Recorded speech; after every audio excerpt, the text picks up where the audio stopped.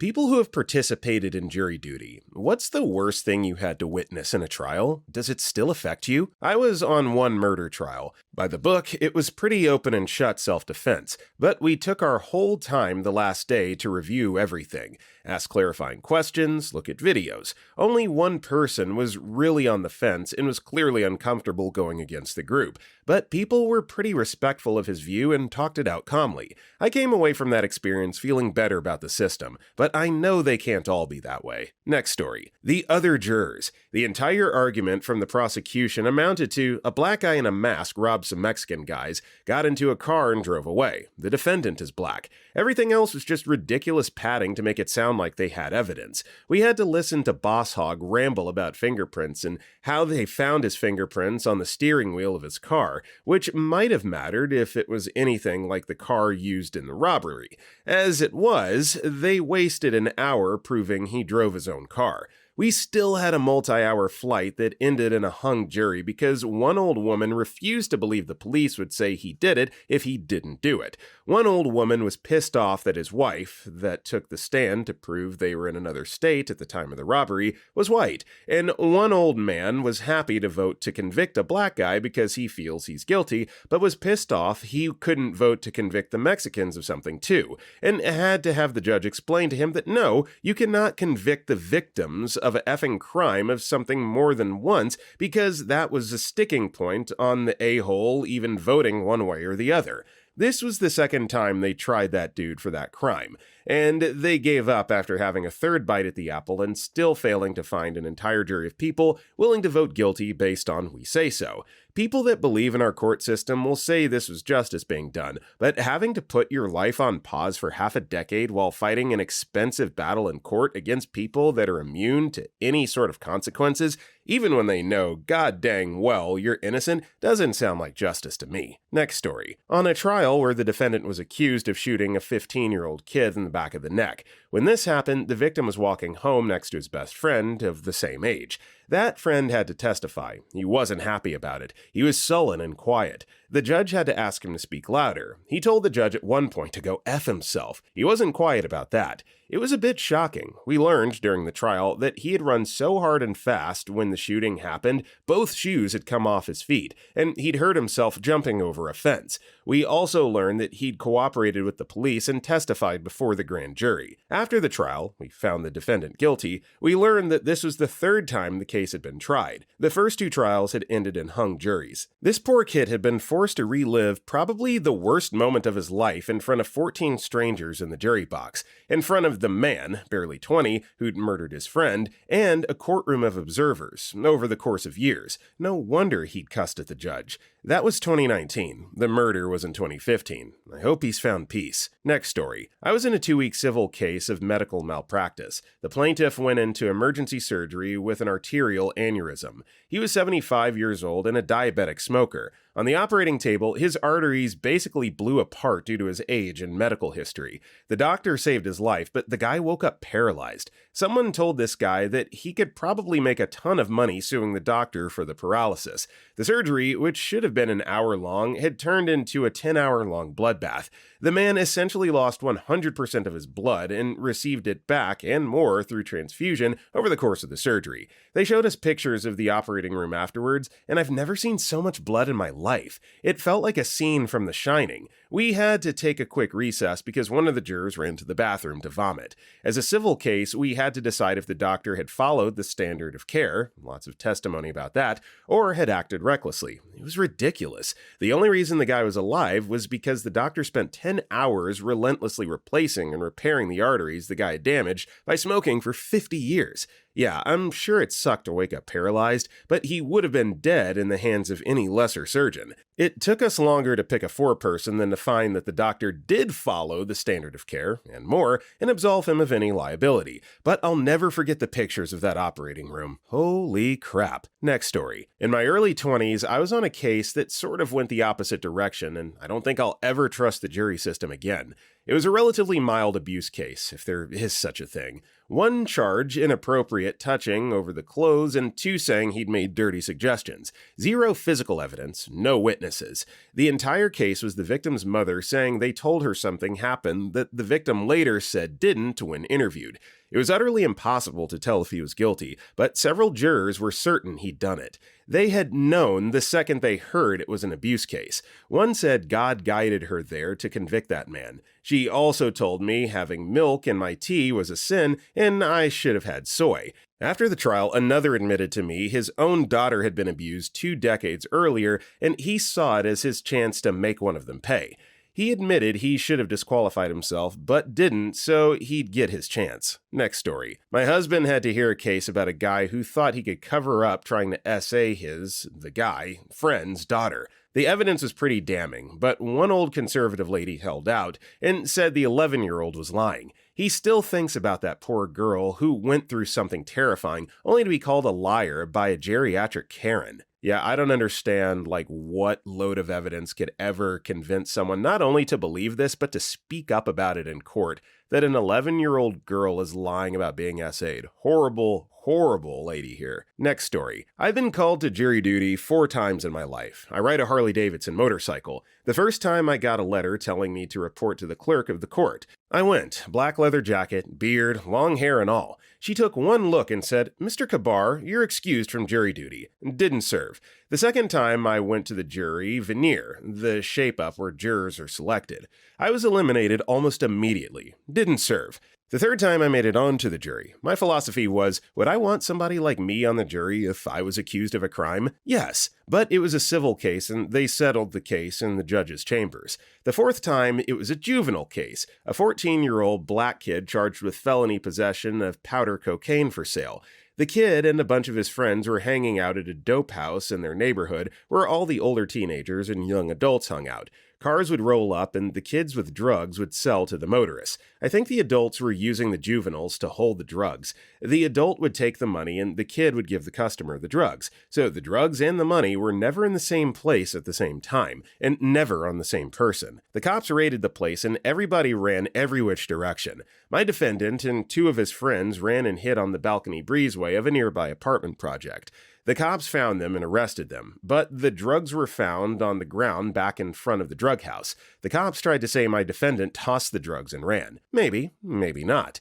But the state has to prove it, and they didn't prove it. So we voted not guilty, and the kid walked. He was so grateful, he was weeping. I told him later in the courthouse lobby, "Man, you better change the way you're living your life before you wind up in prison for real." Who knows? He was probably right back out there the very next day, but I sure hope not. Next story. I was on a grand jury. We had a case where an individual broke into his parents' home, killed them in a rather gruesome manner, then called 911. The police responded and shot him. We were deciding whether to charge the police officer. As part of the presentation, we saw the video taken by the crime scene investigators, which included the mutilated corpses and various body parts strewn around the house. It was more than 20 years ago, but sometimes I still think about it. Edit. The incident occurred in suburban New Jersey, where we don't get a lot of shootings.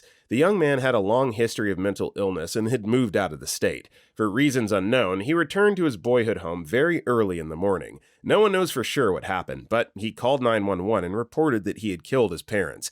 2 police officers arrived, entered the house, found the bodies of the parents, split up, and began going search the house. The young men emerged from a room armed with a knife and approached the officer.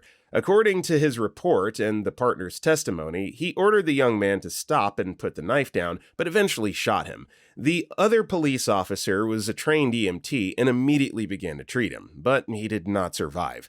At first, it all seemed like a justifiable shooting, but family members brought up his long history of mental illness and accused the police of excessive force. They raised lots of issues, like why the police officer didn't use pepper spray or just overpower him. They claimed that he had no history of violence. The prosecutors decided to charge the officer in the death of the young man and present all the evidence to the grand jury. They even moved the case to our county to ensure the jury hadn't been influenced by publicity, or the case was being buried, that county's county's prosecutor. We spent an entire day on the case and considered many factors, including the young man's mental history, the police officer's record, the videotape of the crime scene, reports from the pathologist. The officer who was accused did not testify, but his partner did. We voted to no bill. That is, we decided there is insufficient evidence to show that the police officer did anything criminal. Look, I'm sorry, but no prior history of violence is immediately scrubbed when he has murdered and mutilated his parents. I feel like that's all the evidence of violence that you need. Indication that he was unstable and possibly a danger to other people. That is crazy. Next story. I've served on a few different juries. Nothing crazy there,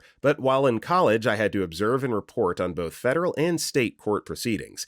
The one I think about a lot was the expert witness to a manslaughter trial. There were images from the night of the incident, a large parking lot with a motel, trees, and some lights. The expert brought a rendition of the same scenario, but as it would have looked the actual time the car struck the victim.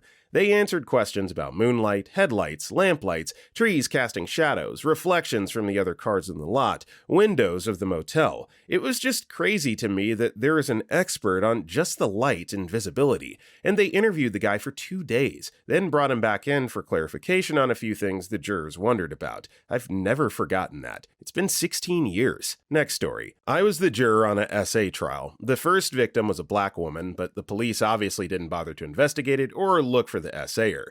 She even gave a huge clue in the 911 calls that he drove a bright purple sports car. There can't possibly be that many bright purple sports cars regardless of where you live. The police just never investigated. The second victim was white. They picked up the suspect within an hour of it happening. Had police investigated the first case, there wouldn't have been a second victim. Racism hurts everyone. Next story. I was on a jury for an animal abuse case. There were concurrent charges like assault, trespassing, larceny, and the like, but animal abuse was the core of the case. The animal abuse in question was a sexual contact with an animal for a sexual purpose. This guy got blind drunk and tried to F a neighbor's dog. He got caught before he could complete the deed. I wish I was kidding about any of this. Yeah, bestiality, I'll never understand it. Like, no matter how screwed up you are, how much you've had to drink, how much you've smoked or snorted. Why? Why would you want to do the dirty with an animal? Whew. Next story. 2 girls at work spoke on this today. One said they were called in for 2 days, only on a really minor case. Someone not paying a fine, so not impacted. The other said at the time they were working in an incredibly stressful and toxic workplace. And their boss said to them, even though I can't legally ask you this, if this case lasts longer than a week, you need to figure a way to get out of it. And then the case was about a woman who was brutally beaten by her partner to the point she was blind in one eye. But the man who beat her was a police officer, so the case was about what level of consequence was acceptable for him based on him effectively being told off but allowed to go back to work. She said it was like 2 thumbs were pressing her down into the ground on both sides. Next story. My wife served recently and was very shaken up by the experience. She tried her damnedest to get out of jury duty, but the court required her to attend. It was a murder case. The situation was, a man pulled up to the pumps at a gas station and noticed a disturbance with the vehicle in front of him. Once he got out, he saw a man savagely beating the crap out of his wife. The man yelled at the husband to stop, which he did, but he then charged the unaffiliated man. Unaffiliated man told the husband to stop, don't come any closer. The husband noticed UM had a gun on his hip and tried to take it from him. UM got it loose, told the guy to stand down. He still kept trying to get the gun, so he shot him once. During this whole situation, UM was trying to call the cops. He dropped the phone when the husband tried to get the gun. So the trial took weeks. The wife changed her story and claims her husband was a great man who never hit her. She asked the jury to give her husband and her kid's father the justice he deserved for randomly being shot. There was video of the whole event. Still took weeks. got off, but holy crap, it was close. That guy pulled up to a gas pump and had his life ruined. Next story. Did a 3-month grand jury stint. We had one case where an infant showed all the signs of abuse, and they thought it may have been the mother. They interviewed both she and the father. We had to watch the interviews. He turned himself in eventually, and we had to watch that interview as well. I learned things about how infants' bones and muscles can be affected for life by seemingly minor things done to them. Out of the 27 grand jurors, a few had to leave the room during the interviews and confession and tears because they were parents. I don't have kids, but even I was revolted and on the verge of tears at some points when hearing what was done. We absolutely indicted him on every count they gave to us. He's been in jail for years and still has years to go. To me, it's not nearly enough for basically giving his child disabilities for the rest of their life. Next story. I served on a murder trial when I was 19, so about 13 years ago. The victim got in a shootout with his killer. As for the part that was the hardest to see, it was definitely the autopsy photos. There's one in particular that I can still see in my mind's eye that showed the exit wound in the back of the victim's head. At the time, I felt like I had been changed forever, but honestly, I don't even think about it anymore unless someone brings up jury duty. I don't really know if that's a good or bad thing. It's just that life kind of moves on, and I've had my own personal tragedies and struggles to deal with. I wish peace to the family, but I was just a very temporary part of that experience. I feel that we made the right choice based on the evidence presented to us, and that's all I could do. Edit, as I think about this a little more. I will say that I would have had a harder time with this if the defendant hadn't admitted he did it and tried to argue self-defense. In Colorado, once a target has been neutralized, if you continue to enact violence on a person, then you're no longer covered. Salvador shot Frias in the head first, at which point he might have been able to argue self-defense. Frias and his family just so happened to be at the Dairy Queen right down the road from him, and multiple people corroborated that Frias got out of his car and headed down the street toward the house Salvador was living in.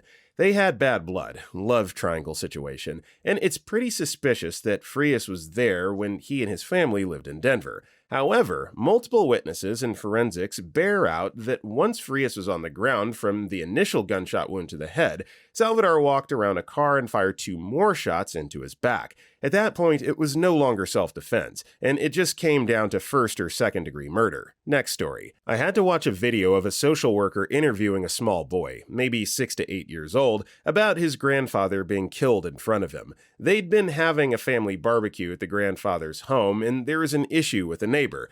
The grandfather went over to talk to the guy, and his grandson grabbed his hand and walked with him. When the neighbor opened the front door, he shot the grandfather almost immediately, then closed the door in the face of the little boy as the man bled out beside him. The boy's father, victim's son, refused to subject the child to any more trauma by having him testify in court and see the man who'd done the shooting. So the video was all we had from right after the incident occurred. Watching that little boy sit in a room with this woman and recount the murder while playing with toys and having next to no emotional response was harrowing. Next story. I served as a juror on an attempted SA trial. It was a man who'd attacked his friend's 17-year-old daughter at her own home. Absolutely horrible. What really shocked and angered me was one of the male jurors, despite repeatedly telling us during our deliberations that he had no doubt of the man's guilt, is pretty straightforward case, lots of very good evidence, etc. He didn't want the responsibility of giving a guilty verdict. Everyone else agreed the man was guilty, and I was very happy for the victim when the judge gave the order to, quote, take him down. But my opinion of that idiot juror, I'd have loved to have slapped him. Next story. I did a case for child abuse. The parents basically let the young kid move into the kid's teacher's house and went on a very long, multi-year vacation. The parents would email occasionally to check on the kid. The parents didn't want the kid. There was abuse and neglect from them. The teacher was creepy and did even more abuse. The worst part is that the parents then wanted to sue the school, the teacher, and anyone who was part of the community for pain and suffering for not taking better care of the kid. During the backstory of how the kid ended up with the teacher, there were so many red flags about the parents that wanted to know why the teacher or school never reported it to Child Protective Services.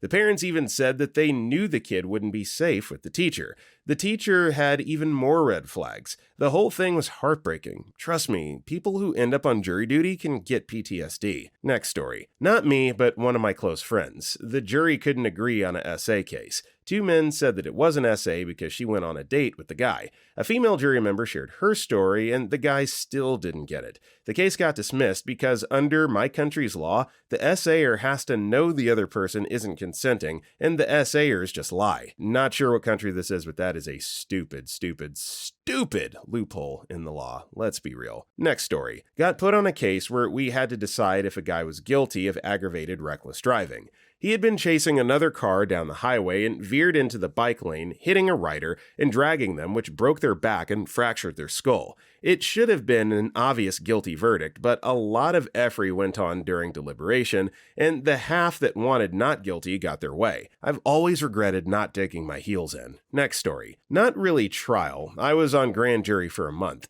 Most of the cases were no big deal to me, but we also heard the CSA cases. Having to listen to a, often very young, kid describe abuse that was very probably did actually and then potentially decide that their testimony was the only evidence available is insufficient to justify pursuing the charge was pretty difficult at times. Even knowing that we were to push the case forward, it would have failed anyway while putting the kid through the ringer. If they're young enough, it's difficult to get clear statements without leading, and therefore invalidating, questions.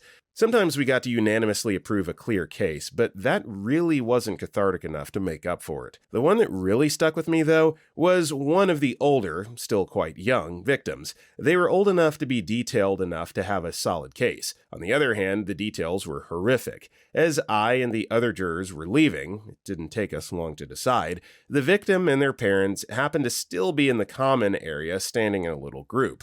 They looked just shattered. The kid having had to relive the whole thing and knowing there was more of that to come in the pursuit of justice.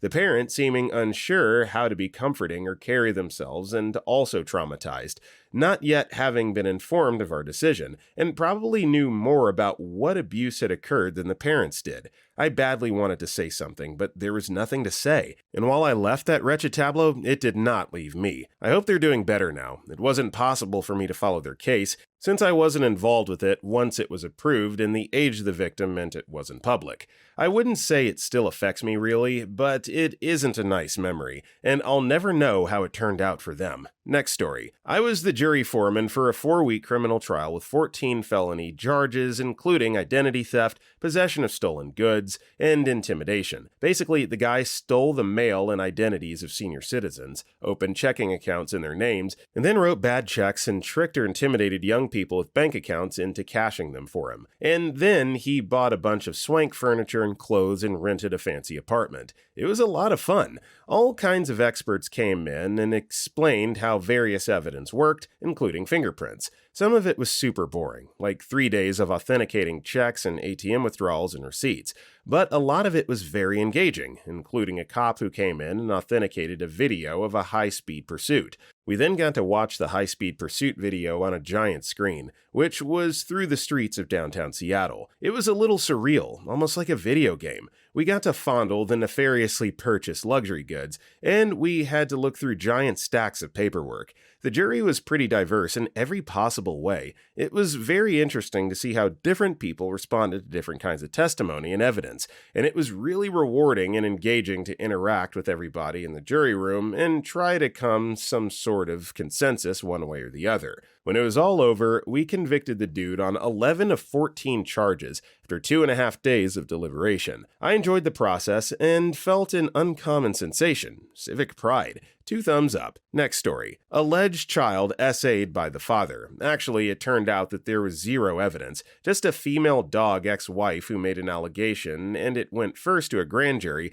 then to a full jury trial. I was on the 2-week trial. The jury unanimously found the defendant not guilty on all charges. In summing up, the judge basically said the state prosecution should have never taken this to court. The worst part was the father had been barred from seeing his daughter up to the trial and had been in prison for 18 months as he could not raise the bail. He was basically ruined by this. For the jurors, the worst part was hearing the ex-wife make all these outrageous, disgusting claims, and then for the forensics folks to say, nope, there's zero evidence that any of that happened. But it was very graphic. Next story. I served on a federal grand jury for 20 months in NC. We heard everything from immigration cases, drug charges, weapons charges, child-adult content, a large RICO investigation into a local gang, and took part in an investigation into a chemical plant leaking chemicals into a local river.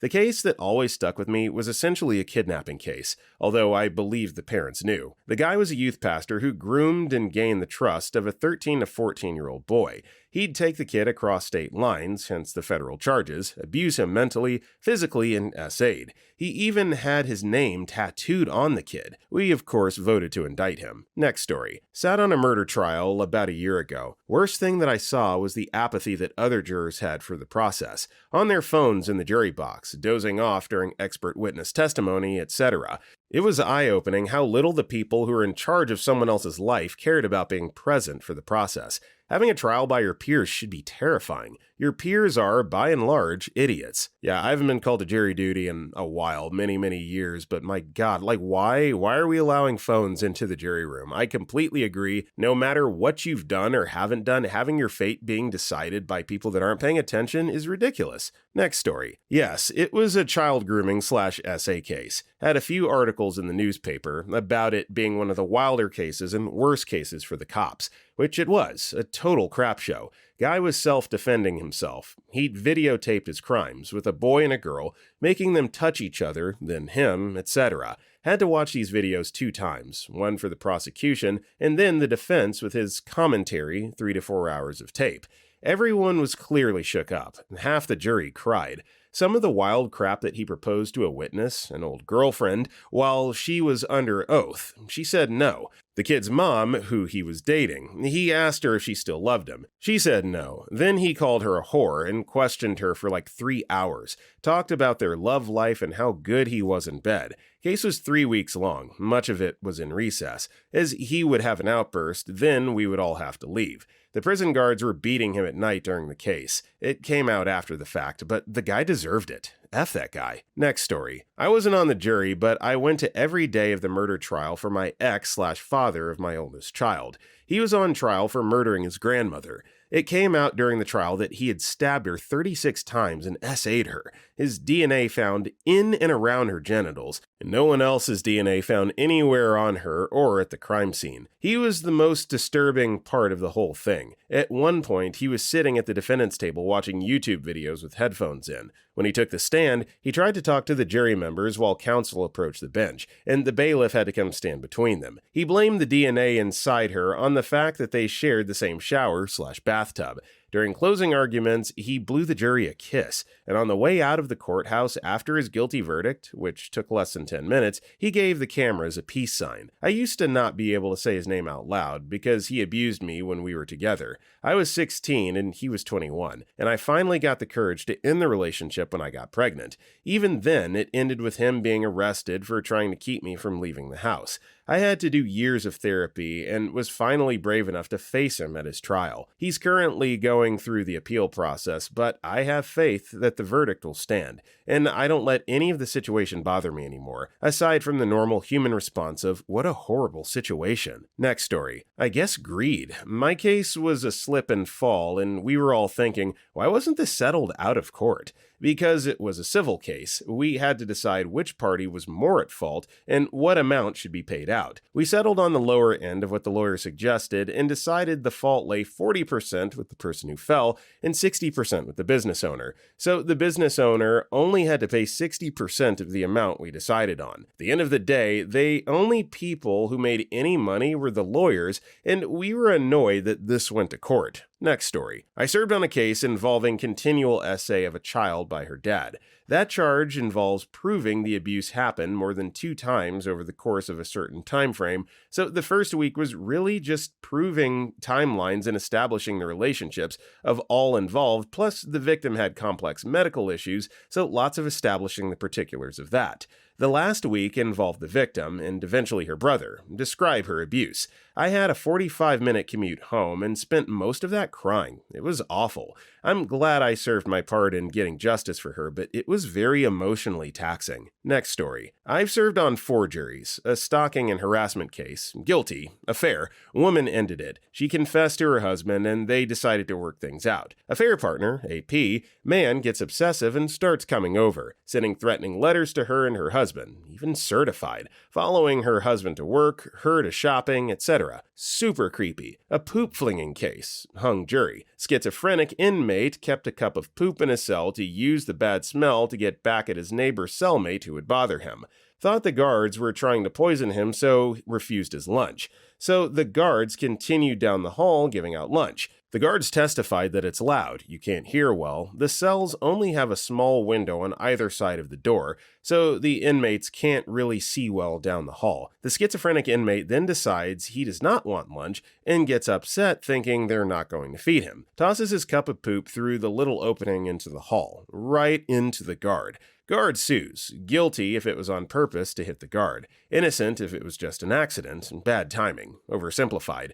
12 people couldn't agree on this. An aggravated assault with a deadly weapon case. Weapon was a machete, well, 2 machetes. House party gone wrong. There were many charges, found the defendants guilty of some, but not all the charges. We on the jury thought the victim was likely also guilty of aggravated assault and should have been charged as well, but it wasn't our call. We did mention it to the judge and the prosecutor after. An attempted murder case. A witness in another trial was shot in the head and survived. Guilty. This one was really impactful. The defendant was a really bad person. Most of the evidence was circumstantial, so it was tricky. There was footage of the shooting. There was audio of the defendant bragging about the crime to an undercover cop. There were many witnesses that testified, and I was so scared for them since the defendant alleged to kill witnesses. When we read the verdict, there were more police in the courtroom than I've ever seen, and it was really intimidating and a little confusing. The judge spoke to us after and explained that the defendant was being arrested for killing another witness and taken to a different city, where that crime was committed. I really felt for the woman that was shot and everyone who was brave enough to testify against him. It was just awful. The original crime was identity theft, like the scam in the movie Emily the Criminal. The defendant originally was seeing a 3-year sentence max. Next story. Was selected as the foreman on a double murder. Deliberated 2 days. It was a struggle, but since he had bloody money in his pocket when arrested, it proved he robbed one corpse after shooting. Couldn't convince a few that running and continuing to shoot someone in the back proved premeditation, so found guilty for murder 1 and murder 2. Many years later, I was working in a prison 300 miles away, and this guy shows up there. He had appealed and was only serving 15 and 16 years concurrently. The only thing that bothered me was that there's no consistency in the sentencing. Murders are serving anywhere between 15 years and life. That's a huge difference. I found the whole process very interesting. Next story. I served in a civil jury for a car accident case about 5 months after I passed the bar exam. I was fairly surprised they didn't use a peremptory on me, but after the trial I realized there were good reasons why both sides kept me on. The guy, who was in his 60s, had actually been in 2 accidents in the span of about 3 months. The first one, he got T-boned by a street sweeper that was going about 35. He got pretty jacked up from that one. Their case had settled that morning. The one I was on the jury for was a 5 mph fender bender at the bottom of an exit ramp.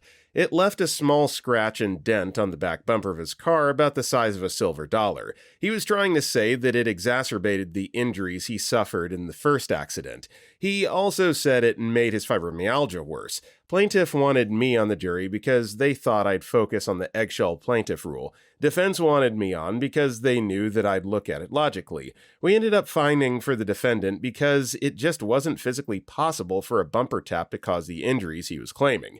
The street sweeper accident was the reason, not the bumper tap. What surprised me the most was the process of deliberation. You're not supposed to consider anything other than the evidence presented at trial, but everyone else pretty much ignored that. My favorite moment of it was someone saying, "My sister has fibromyalgia and it doesn't work like that." It was really fascinating as a baby lawyer to see how the sausage is actually made. Next story. I was a juror to 2 separate essay cases. One defendant was young, white, quite handsome. The other was a Muslim immigrant who barely spoke English. Both cases could have gone either way, but the speed of which our peers, mostly 50 plus, all white, voted guilty on the migrant, but acquitted the other was shocking. Classic quotes like, "I just don't believe that he would do that. He doesn't seem like the type," or "he clearly did it." I was pulling my hair out trying to force people to do their due diligence and explain their thoughts. Don't trust your peers. They just want to go home and push their bias. Next story. I haven't been on a jury in a traditional sense, but I was one of 3 members on an admin separation board in the Navy.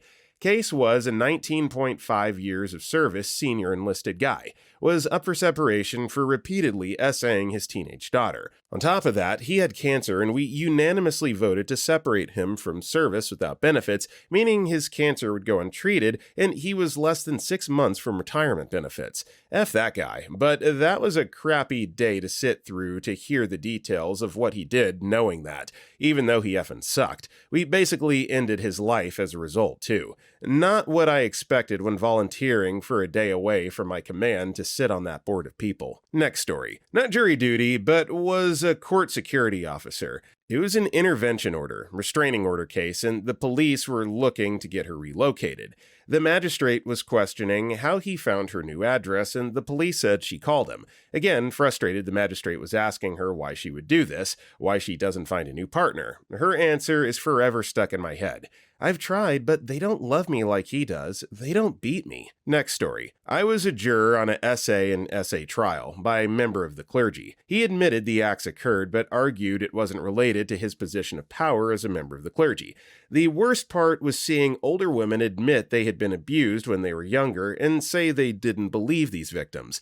They blamed the victims for every portion of it and said terrible, nasty things over and over. I still think about every day because he got off on most of the charges. It shook my confidence in the American people, and it was right before the last election, so my confidence wasn't great already. Next story. This one is easy. It would be the time I had to watch kiddie adult content. I wish I was joking.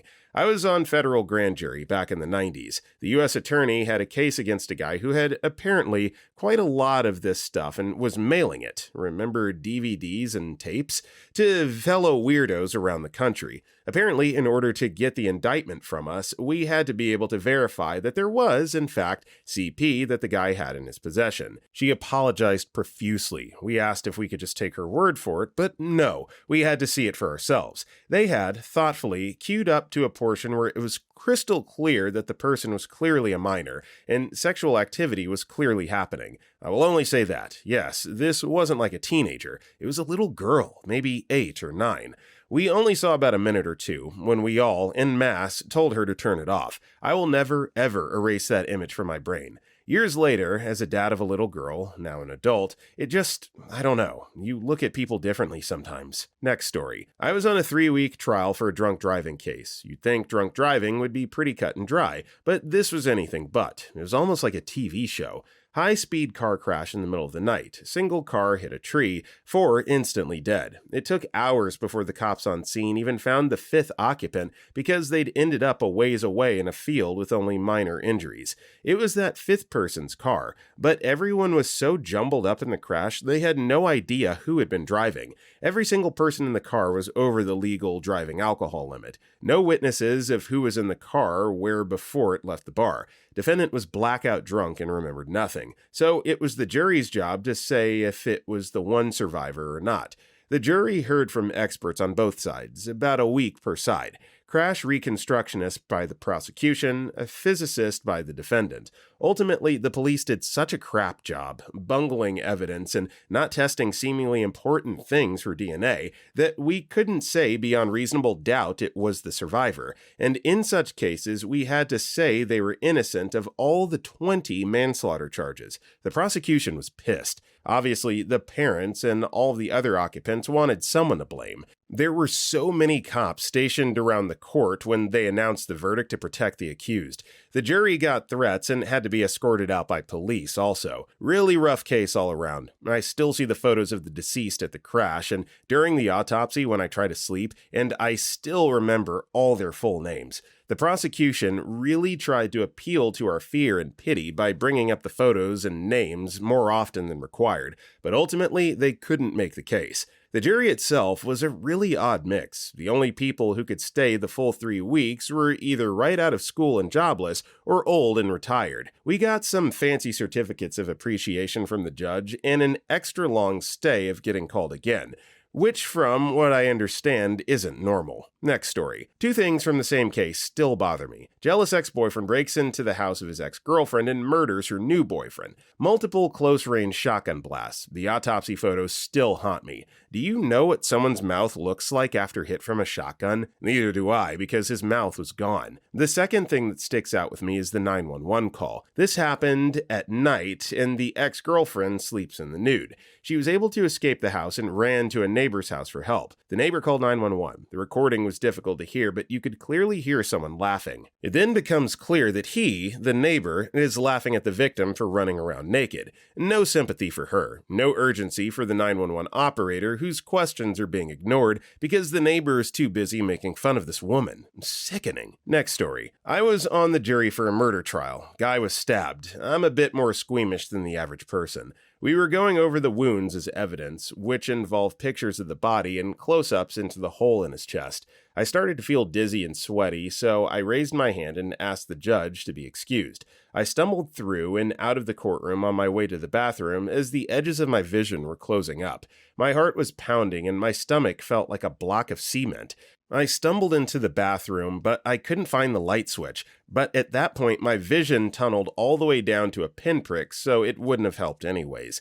I collapsed on the floor of the bathroom and stayed there for a few minutes before one of the other jurors found me, calmed down, and went back to the courtroom. Later that day, I researched my symptoms and realized I had a panic attack. It was weird for me because I'm a level-headed guy who never gets stressed. So what I learned about myself is that even though I can stay calm in almost any situation, there are certain things that other people can handle better than I can. Since then, I've been better at noticing the first signs of panic in myself and removing myself from situations before it fully sets in. P.S. We ended up convicting the defendant. We only deliberated for an hour. It was pretty obvious that he did it. Still felt bad to see his face when he realized he was going to jail, though. Next story. I'm going to come at this a bit differently to probably what the question was going for. When I was 18, I got picked.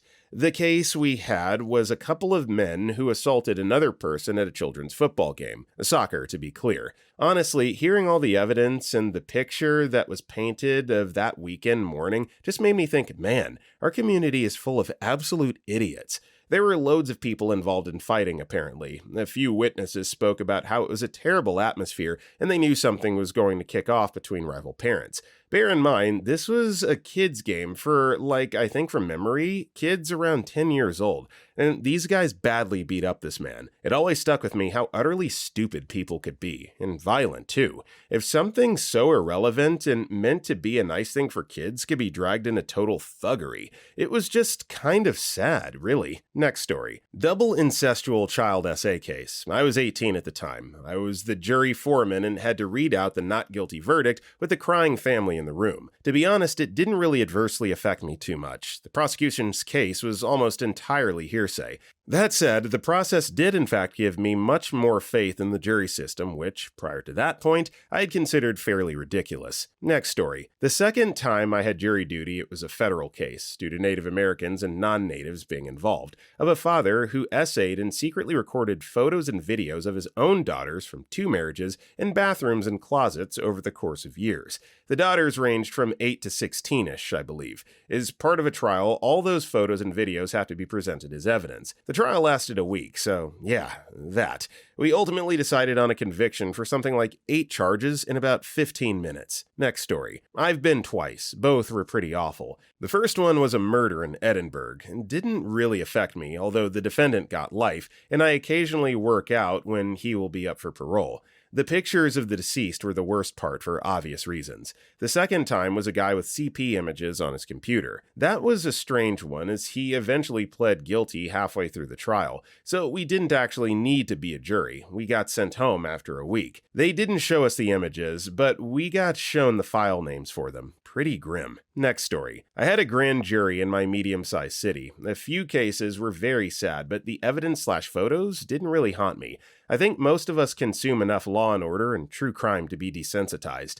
One cold case murder opened with a man who had found the body. It had been over 20 years and he still cried on the stand recounting that day. I still think about him sometimes, in our actions can have a large and unintentional impact on others way. The accused definitely didn't mean to hurt anyone besides the victim, and yet this random guy definitely had nightmares for decades. The other part that sticks out is just how people-y people are. My group of jurors was a perfect mix of age, gender, race, class, etc. Really good soup of the population. Most I had natural or fond feelings for. The most annoying one was a woman who acted like she was the main character in a cross-examination show. She asked the most irrelevant and far-fetched questions of witnesses, and you could tell she thought she was smarter or cared more than the rest of us. Not the case.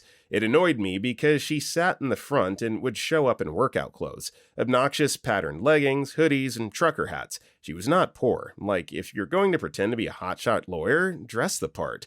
I sat in the back and barely spoke and still dressed business casual out of respect for being in a nice and important building. It felt like a weird mix of entitled and disrespectful. A young teenage girl crying on the stand after recounting her alleged essay should not be asked intrusive personal questions by someone who couldn't bother to put on an actual blouse. /in rant. Next story. I was on a murder and attempted murder trial where the victims were children. The defendant was their father. He shot both children in their heads while they were lying together in a bunk bed. His daughter was shot 3 times, his son 2 or 3, and one round went into the wall. When the gun was recovered, the magazine was empty. The full details are horrible. The evidence is overwhelming against the father, and we did convict him. However, to this day, I can still see his daughter's autopsy photos when I close my eyes. As for dealing with it, my trial ended on a Thursday, so I told my boss I couldn't come in that Friday. I booked a hotel and went out of town to a place I go regularly. I ended up unloading all the trauma on a poor bartender that Friday and went to visit another bartender friend of mine the next day. Since I didn't have to drive, I drank a few and then went back to my room. The next day, I went home. I was still pretty not okay with some of it, but I happened to know a good deal of first responders because of my job. I talk to them since they have to see awful stuff all the time. Talking to someone that understands what I saw helped. I don't think I'll ever forget what I saw, but I'm in a better place with it mentally. Next story. Juror on a kidnapping, attempted murder, and essay case. Lots of photos and evidence of the victim in regards to the kidnapping and attempted murder since she had gotten the absolute crap beat out of her by the assailant. That was traumatizing enough. But despite the victim saying she had been essayed at the scene, not one shred of evidence was collected about the essay charge. The cops didn't even do any swabs for DNA or ask the victim about it. The prosecution still pushed the change on testimony alone. It was complete BS. I was already pretty anti-cop at the time, but that definitely taught me with evidence the cops often only give a crap if they want to.